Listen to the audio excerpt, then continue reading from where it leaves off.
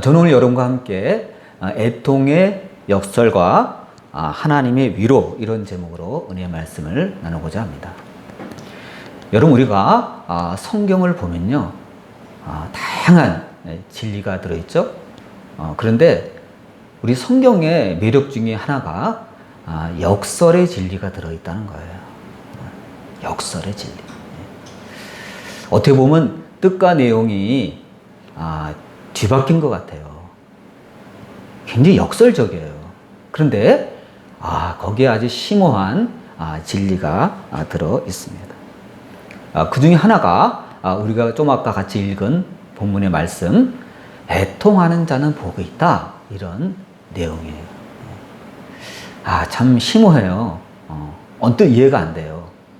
여러분, 우리가 이 세상에 살면서 애통하는 거 좋아하는 사람이 누가 있어요? 막 속이 막 타고, 괴롭고, 막 흐느끼고, 그거 좋아하는 사람이 누가 있어요? 다 웃는 거 좋아하잖아요. 그 세상에서는 웃으면 복이 와요, 그러죠? 근데 여러분, 성경에는 그런 말이 없어요. 오히려 애통하는 자가 복이 있다, 이런 말씀이 들어 있습니다. 더불어 그러한 자들이 하나님의 위로를 받게 될 것이다, 이렇게 예수께서 말씀을 하십니다. 정말 우리 생각과는 많이 다른 것 같아요. 여러분, 우리가 이 세상을 살다 보면 여러 가지 문제로 애통하는 일이 많죠. 자식 때문에 애통하는 분들이 많아요. 자식이 아파서 평생을 병원에 누워있는 그러한 가정도 있어요. 또 일이 잘 안 풀려서, 취업이 잘 안 돼서, 또 결혼을 해야 되는데 결혼 문제가 잘 안 풀려서, 사업을 잘 하고 싶은데 사업이 잘 안 풀려서, 기타 등등 여러 가지 문제로 우리가 애통하는 일들이 적지가 않습니다. 때로 우리가 성경을 보면 아주 고차원적인 일 때문에 애통했던 분들도 많아요. 우리는 주로 이 신변에서 일어나는 일 갖고 애통해 하는데요. 바울 사도 같은 경우는 굉장히 고차원적인 그런 애통을 했어요. 왜냐하면요, 예수님을 온전히 믿기로 결심을 하고 신앙생활을 하는데 자꾸 자기 속에서 죄성이 자꾸 꿈틀거리면서 움직이고 나오는 거예요. 바울 사도는 그것 때문에 걱정도 많이 하고 괴로워하고 애통했어요. 나는 선을 향하고 싶은데 왜 자꾸 나의 옛 습관, 옛 버릇, 그 뿌리 깊은 곳에서 일어나는 그 죄성 때문에 바울은 괴로워했어요. 누가 나를 이 사망의 모에서 나를 구하겠느냐, 아주 괴로워했어요, 바울 사도는. 굉장히 고차원적인 거죠. 그리고 또 어떤 선지자 가운데 예레미야 선지자는요, 하나님께 돌아올 줄 모르는 그 이스라엘 사람들의 그 행동을 보고 괴로워했어요. 주여, 언제까지 이 백성이 하나님께 돌아오지 않고 우상을 섬기겠나이까? 주여, 돌아오게 하소서. 아주 애통하는 마음을 갖고 예레미야는 괴로워했어요. 또 하나님께 벌을 받고 이스라엘 백성들이 바벨론에 끌려갔을 때에도 아주 괴로워했어요. 자기가 비록 그것을 예언했고 증언했지만 막상 그러한 일이 벌어져서 수많은 이스라엘 사람들이 포로로 바벨론 땅에 끌려가자 그는 괴로워했어요. 여러분, 생각해 보세요. 어느 선지자가 괴로워하지 않겠어요? 자기 예언이 정확하게 맞았지만 막상 그 현실을 보고 아주 속상해했어요. 주여, 불쌍히 여기소서 하고 애통했습니다. 그래서 그가, 예레미야 선지자는요, 하도 울어서 눈물의 선지자였어요. 여러분, 제가 옛날에 얘기한 적이 있죠. 성경을 딱 읽다 보면은 예레미야서가 딱 걸릴 때가 있잖아요.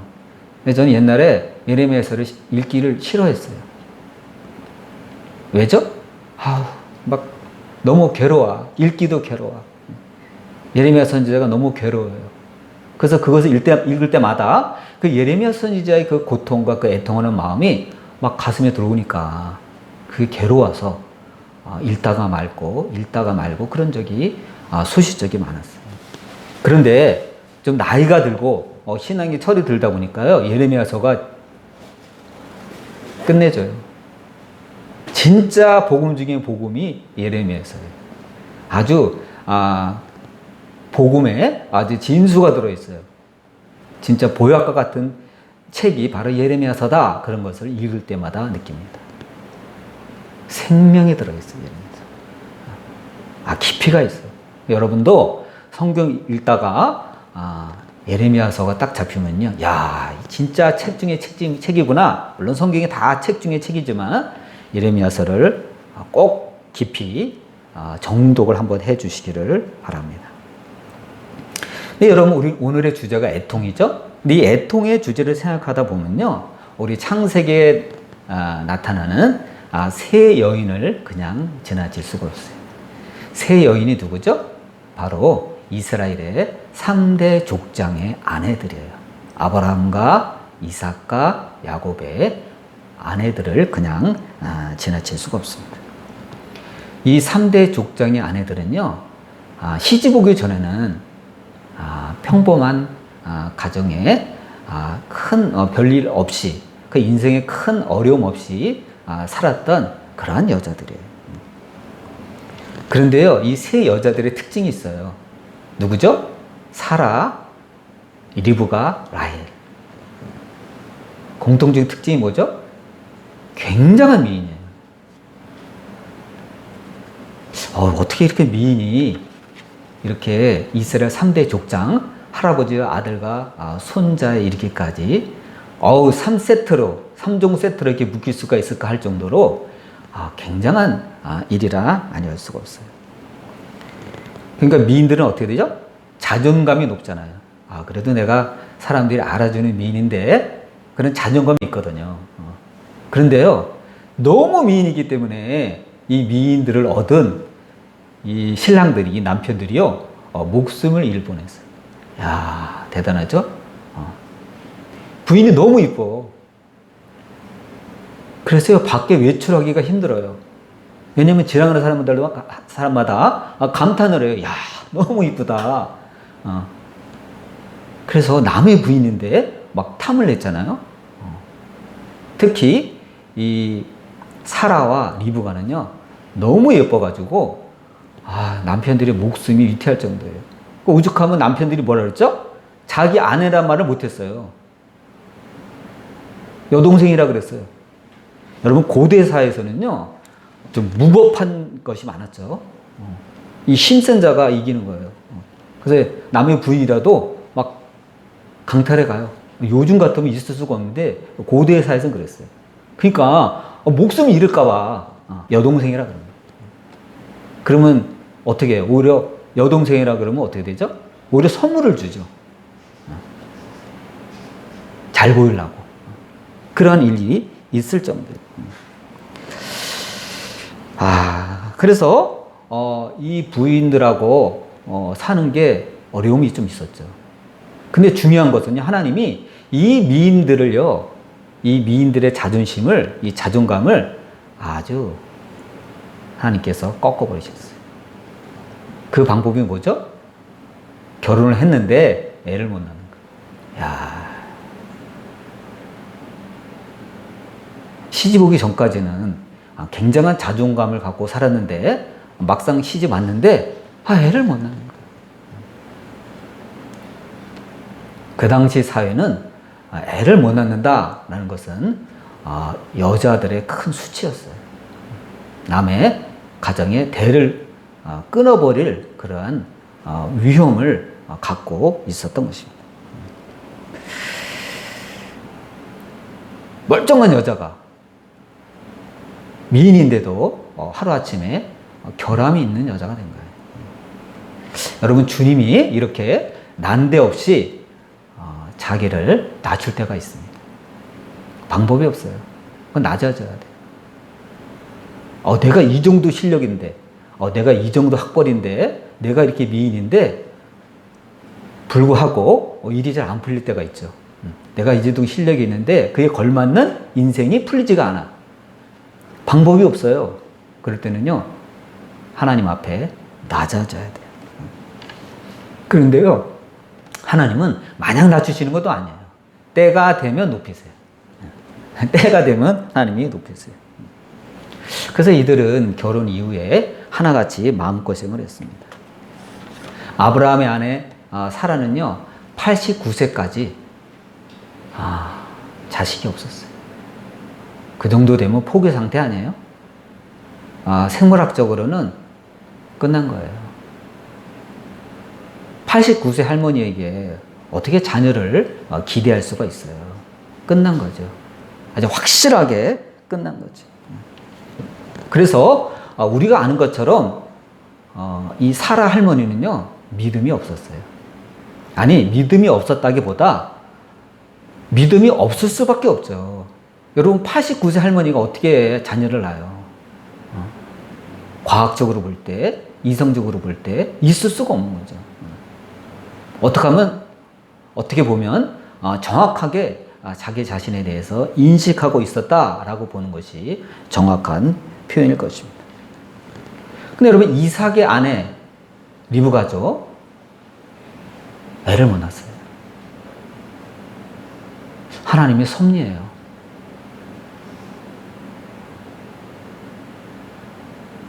그래서 성경을 보면 이삭이 아내를 위해서 기도했다라는 기록이 나와 있습니다. 또 그의 손주 야곱, 아내가 누구죠? 라헬이죠. 물론 레아도 있었어요. 그러나 야곱이 정말 사랑했던 여인은 라헬이에요. 라헬도요, 끔찍하게 마음고생을 했어요. 약 10년 이상 애를 못 가졌어요. 근데 자기 언니는 계속 애를 낳아요. 아주 연년생으로 애를 낳아요. 그런데 자기는 애를 못 낳았어요. 여러분, 얼마나 괴로워요. 자기 언니는 너무너무 쉽게 애를 낳는 것 같은데 동생은 일이 안 풀리는 거예요. 얼마나 괴로웠겠어요. 그래서 성경을 보면 라헬은 하나님께 호소도 많이 했고 울기도 많이 했고 또 남편에게 투정도 많이 부렸어요. 당신이 책임져라 말이야. 빨리 애를 낳게 하라. 그래서 부부싸움이 잦았어요. 내가 하나님이냐? 하고 막 야곱도 막 반격을 하고 둘이서 싸움을 많이 벌였어요. 근데 우리가 성경을 보면 이 3대 족장의 아내뿐만 아니라 또 자녀 때문에 아주 고통을 받았던 여인이 한 명 있죠? 그게 누구죠? 사무엘의 어머니 한나예요. 한나도 이들 못지않게 엄청난 마음고생을 많이 했습니다. 늘 하나님 앞에 울면서 애통하면서 기도를 하고 있었습니다. 남편의 위로도 도움이 되지 않았어요. 이게 이들의 현실이었습니다. 근데 여러분, 우리가 이것을 보면서 우리 입장에서만 생각하지 말고 하나님의 입장에서, 하나님의 시각에서 생각해 볼 필요가 있습니다. 여러분, 이들은요, 우리가 알고 있는 것처럼 그렇게 믿음이 좋았던 여인들은 아니었어요. 영적인 사람이라기보다는 육에 속한 여인들이었습니다. 우리가 아는 것처럼 사라도 믿음의 어머니라 그러지만 사실은 믿음이 너무 없었어요. 그래서 천사가 와서 내년 이맘때에 아들이 있으리라 이렇게 신탁을 내렸을 때에도 사라는 믿지 않았습니다. 비웃었어요. 그래서 저는 성경을 볼 때마다 생각보다 사라가 너무 믿음이 없었다라는 생각을 많이 하게 돼요. 근데 성경은요, 숨기지 않아요. 그대로 다 노출시켜요. 정말 믿음이 생각보다 너무 없었어요. 어떻게 보면 너무 이성적이었다 할 수 있겠죠. 어떻게 보면 하나님이니까 그러실 수 있다. 그래, 내가 이성적으로는 나의 현실로서는 애를 못 낳지만 하나님은 능력자이시니까 애를 낳게 하실 수 있다. 이렇게 믿을 수도 있는데 사라는요, 안 믿었어요. 그래서 여러분 우리가 결과를 놓고 보면 사라의 믿음은 어떻게 보면 하나님이 질질질질 끌고 간 믿음이에요. 하나님. 믿지 않고 비웃는 그 정도 수준의 여인인데 하나님께서 사라를 믿음의 어머니로 세우기 위해서 하나님께서 끌고 가신 거예요. 믿음으로 끌고 가신 거예요. 하나님이 참 대단하시다 이런 생각을 하게 됩니다. 우리가 이 여인들을 보면 리브가도 그랬고 라헬도 그랬고 믿음이 별로 없었어요. 역시 이들도 하나님께서 믿음으로 끌고 가신 사람들이었어요. 라헬은 언니 레아와 경쟁을 했고 또 사무엘의 엄마 한나는 분인나와 또 경쟁을 했어요. 그냥 육에 속한 여인들이었어요. 그러나 이들이 애통하는 삶을 살게 되면서 변화하게 됩니다. 이게 중요해요. 누구나 애통하는 삶을 사람들은 싫어해요. 근데 하나님께서 그 애통하는 삶 가운데 이들을 집어넣어 버립니다. 그걸 통해서 하나님이 이들이 믿음을 갖게 되고 하나님을 바라보게 만들고 이들이 변화되게 만드는 것이 하나님의 방법이라는 겁니다. 그러므로 여러분 애통을 통해서 우리는 무엇을 배워야 되죠? 하나님의 뜻을 헤아리는 기회로 삼아야 됩니다. 그냥 내가 힘들다. 내가 요새 일이 잘 안 풀린다. 내가 괴롭다. 여러분 그것으로 끝나면요 얻을 게 하나도 없어요. 이상하다. 나는 하나님을 믿는 사람인데 난 하나님을 따르는 사람인데 왜 내게 이렇게 애통할 만한 일들이 벌어지지? 하고 여러분 우리는 생각해야 돼요.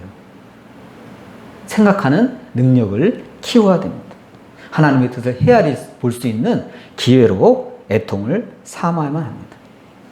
분명한 것은 여러분 하나님은 이들에게 믿음을 요구하고 계셨다는 것입니다. 이게 믿음의 신비예요. 하나님은요 어떠한 상황에서도 믿음을 우리에게 요구하십니다. 여러분 생각해 보세요. 만일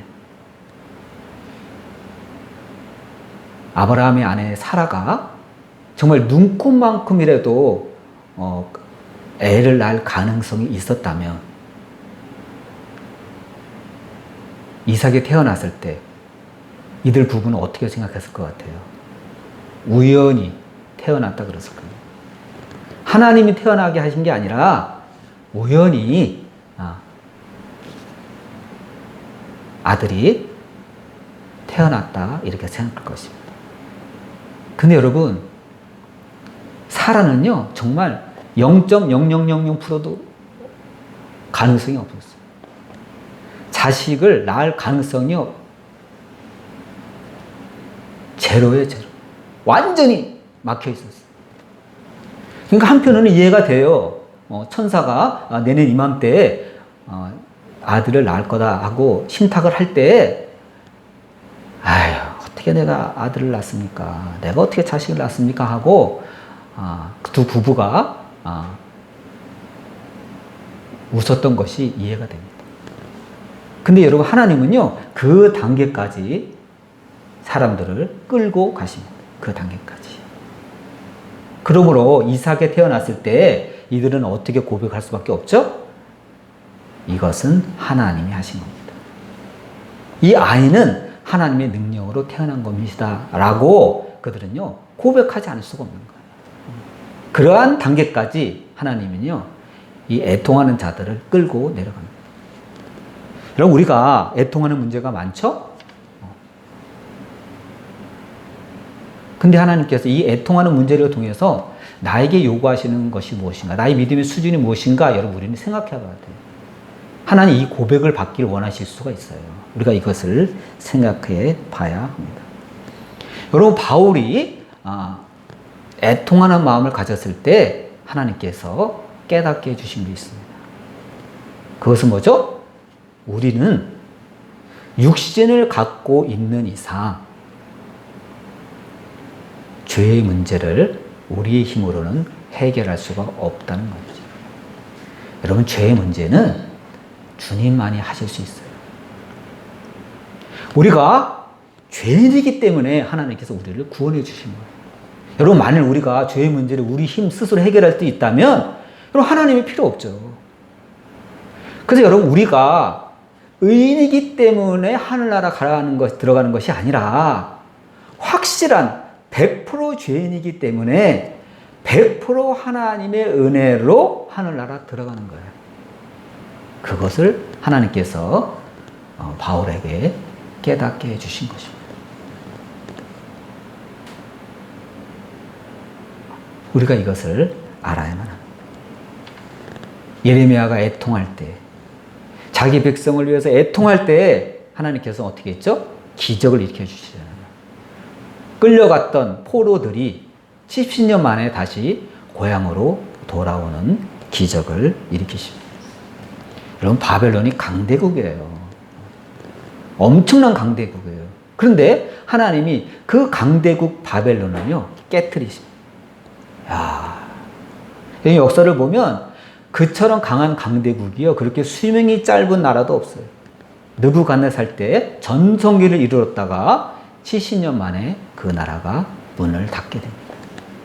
그럼 이건 하나님의 역사다, 이렇게 말하지 않을 수가 없습니다.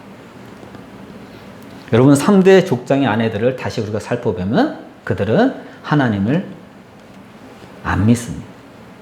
하나님의 말씀을 듣고도 비웃습니다. 저항합니다. 그러나 하나님께서 이들을 믿음의 세계로 이끄셔서 결국 저들이 원하던 자식을 다 갖게 돼버립니다. 하나님의 은혜로, 오직 믿음으로 이들은 자녀들을 생산하기 시작합니다. 정말 믿음이 부족한 사라를 믿음의 세계로 인도하신 분도 하나님이시고, 리브가도 마찬가지고, 라헬도 그렇게 울고 그렇게 애통하던 라헬에게 귀중한 아들 요셉을 낳게 하십니다. 우리가 여러분 성경을 보면 어머니가 눈물을 쏟고 기도를 쏟고 흘린 아이들은 하나같이 위대한 인물이 됩니다. 여러분, 요셉이 어떤 역할을 하죠?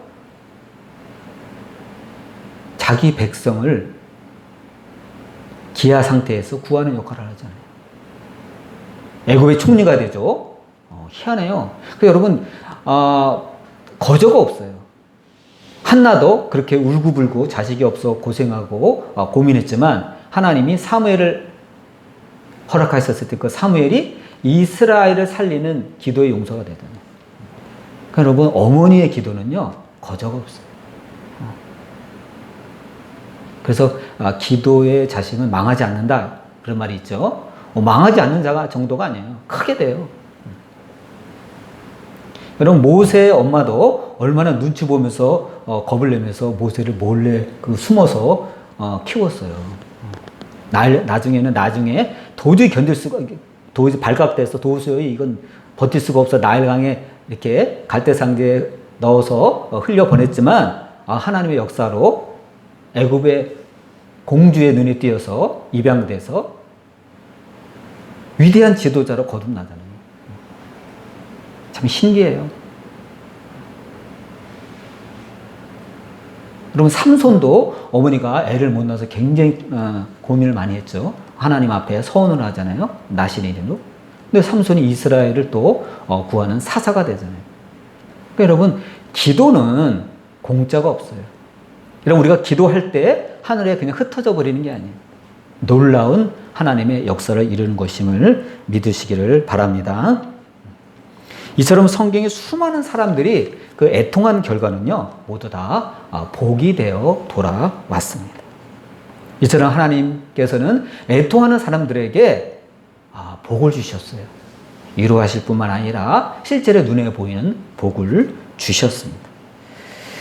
여러분, 예수님이 부활 승천하신 이후에 이 땅에 강림하신 분이 누구시죠? 성령님이시잖아요. 여러분, 성령님의 가장 큰 역할 중에 하나가 우리를 위로하시는 분이에요.